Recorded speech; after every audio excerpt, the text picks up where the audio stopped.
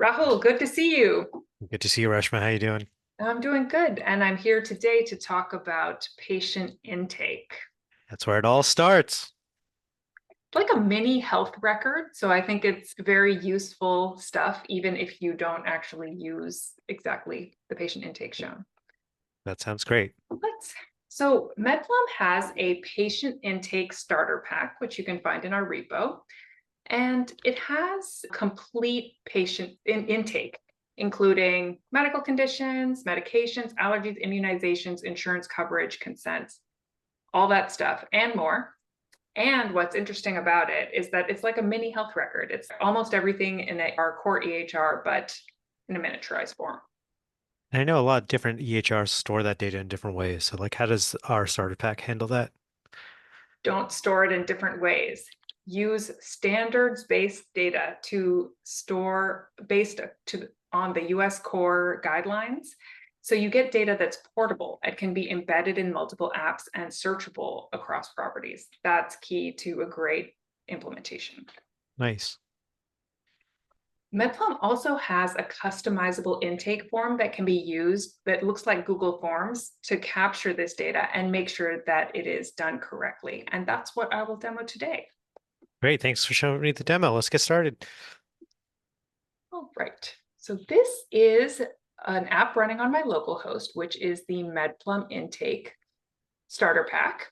To take the intake for a new patient, you open up the form here in the sidebar, as you can see, and fill out all the fields. These look just like a normal form, but it's actually a FHIR questionnaire under the hood that's going to create normalized data for you.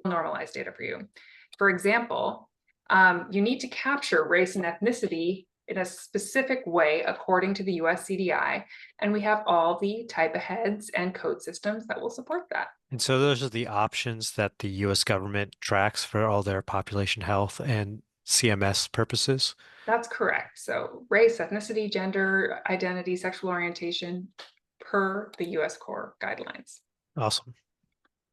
It also has things like an emergency contact, which is super common, but not obvious how to model in FHIR, and makes that all nicely for you. This is a really common one we see in implementations. I'm sure you can relate. People want to capture allergies, but they don't want people to type in like pets or something like that. That's for Here, sure. I've seen in the past, like a lot of people just write, I see here there's environmental things or medications, and they just different intakers type the same thing different ways.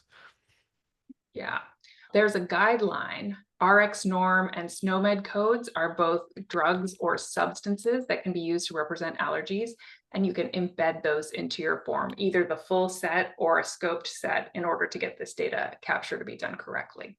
Got it. Similar to the clinical status, which is this allergy active or resolved, so super useful in a clinical context. Medications are also a great example of something that is, well, if well managed, can be really strategic. Here, there's a lot of different kinds of medications. We support the RX norm code system and other code systems if you have them as an input to the forms.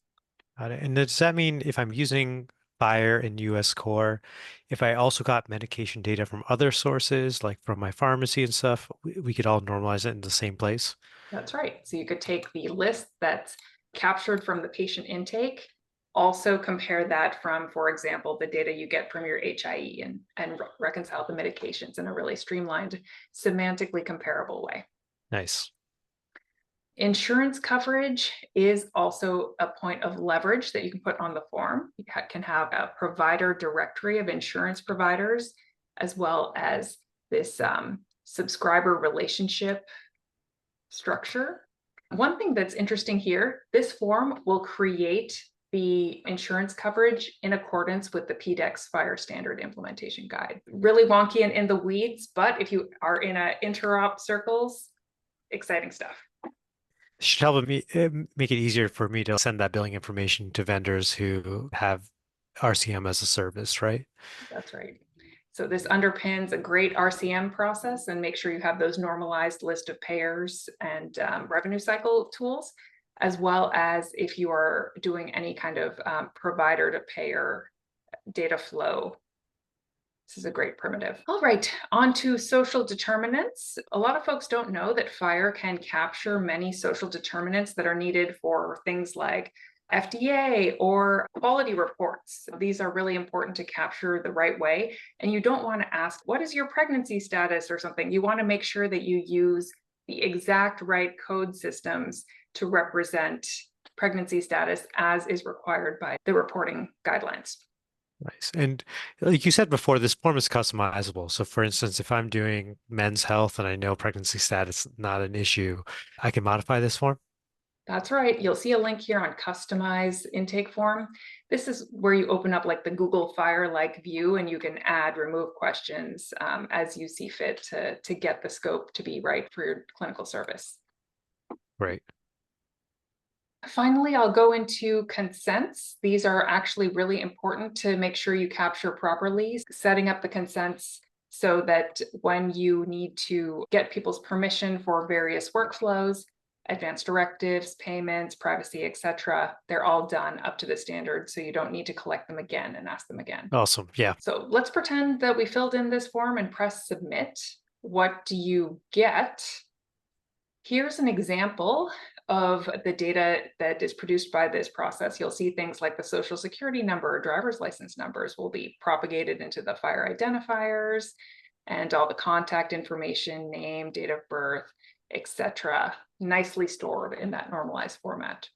You can also use it in your provider-facing application. This side nav is populated exactly with the data that we have just captured, including problems list, allergies, medications, just like we just captured. I love this. And this is the power of having the normalized data, the discrete data, as opposed to just big free text fields, is that we can list it here, we can list it in a bunch of different configurations, and it's comparable across patients and across time and across data sources. Yep. It helps you create that record which has data from patients, has data from HIE or from historical sources, and puts it all in a nice normalized format. Great for clinical safety. One thing I'll point out too, no reason why you can't put a stripped down version of this same form into your patient-facing portal, something like Foo Medical.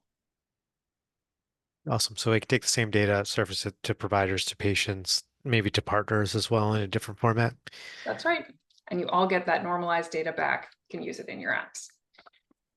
So Thanks so much for showing me this, Reshma. that's a tour of our patient intake, like the mini health record in a single form. And you're welcome.